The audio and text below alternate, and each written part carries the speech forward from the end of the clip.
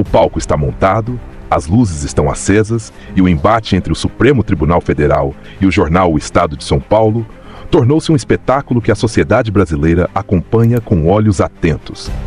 De um lado, temos o STF, com seu papel crucial de guardião da Constituição, mas que cada vez mais se vê no sul de uma tempestade de críticas. Do outro, o Estadão, um dos mais tradicionais jornais do país, cuja voz editorial reverbera por décadas como símbolo do jornalismo opinativo e de resistência. O choque de narrativas é intenso e o impacto dessa disputa pode ir muito além das páginas de jornal.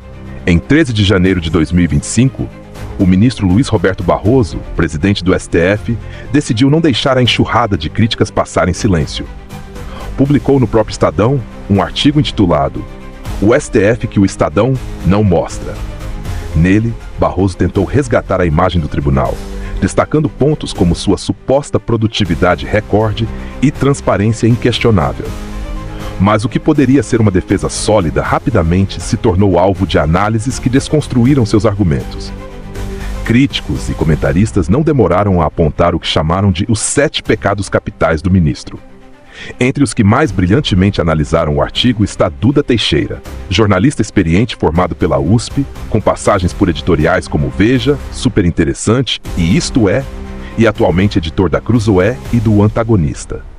Em sua coluna, ele desmascara os argumentos do ministro, mostrando como a realidade que Barroso pinta está distante do que o brasileiro médio enfrenta no cotidiano. A começar pela alegação de que o alto número de editoriais críticos ao STF demonstra a importância da Corte para a vida nacional.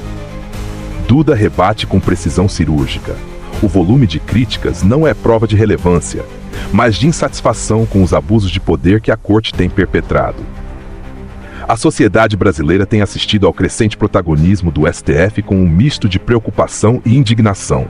O tribunal, que deveria ser o árbitro neutro em disputas constitucionais, é acusado de ultrapassar suas competências e legislar onde deveria apenas julgar. O Estadão, com sua tradição de editorialismo incisivo, tem se posicionado como uma voz contra esse ativismo judicial, mas não está sozinho. Personalidades como o jornalista Carlos Andreasa, conhecido por sua crítica ácida e fundamentada, têm se juntado ao coro, ecoando a mesma sensação de desconforto que se espalha pelo país. Vamos comparar a remuneração de magistrados ao que pagam as empresas. E ele diz, se os juízes não tiverem essa remuneração, a carreira deixa de ser atraente. Para.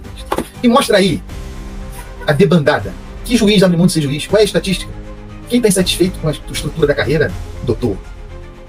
Nós temos realmente um risco muito grande de debandada. Os juízes vão largar, até alguns deveriam, porque querem ser parlamentares, se comportam como legisladores, até seria correto abrir mão da toga e concorrer a um cargo eletivo, certo? Mas o fato é o seguinte, não largam, né? Claro, alguns deles são juízes, com todos os benefícios, são legisladores, podem acumular as funções. Não dá, gente. Folha de São Paulo, há meses atrás, fez um levantamento dos poderes que poderiam pôr em risco a democracia. Pela primeira vez, o Supremo aparece pelo povo, estou falando do povo, entendendo que 63% da população brasileira acha que o Supremo põe em risco a democracia. Percepção do público. Percepção do público. O ponto mais sensível, no entanto, é a questão da liberdade de expressão. Barroso afirma em seu artigo que o Brasil vive uma plena liberdade de expressão. Mas a realidade conta outra história. Desde 2019, o chamado Inquérito do Fim do Mundo, conduzido pelo STF, tem sido acusado de censurar vozes dissonantes. País, o que começa errado dificilmente é consertado. Consertado com S, consertado com C. E eu rotulei esse inquérito do Inquérito do Fim do Mundo. Por quê? Porque foi instaurado, em primeiro lugar, pela própria vítima, sem provocação da polícia ou do Ministério Público, que é o titular de uma possível ação penal. As redes sociais têm amplificado o debate. Entre hashtags e trending topics, fica evidente a desconexão entre o que o STF parece acreditar ser sua função e o que a população espera de um tribunal constitucional. Cada vez mais as pessoas questionam: o STF está a serviço da Constituição ou de interesses próprios? E o Estadão? Com sua longa história de enfrentamento ao autoritarismo, o jornal parece não estar disposto a recuar. Suas críticas são contundentes, mas nunca vazias. Elas são fundamentadas em fatos, em um histórico de decisões judiciais que frequentemente colocam o tribunal em um papel de legislador, desrespeitando os princípios básicos da separação de poderes. Esse embate entre o STF e o Estadão não é apenas sobre editoriais ou artigos de opinião. É sobre o papel da imprensa em uma democracia. É sobre a responsabilidade do judiciário em respeitar os limites de sua atuação. E, acima de tudo, é sobre o direito do cidadão de questionar aqueles que detêm o poder. O Estadão segue na trincheira da crítica construtiva, colocando-se como um guardião da democracia e da liberdade de expressão.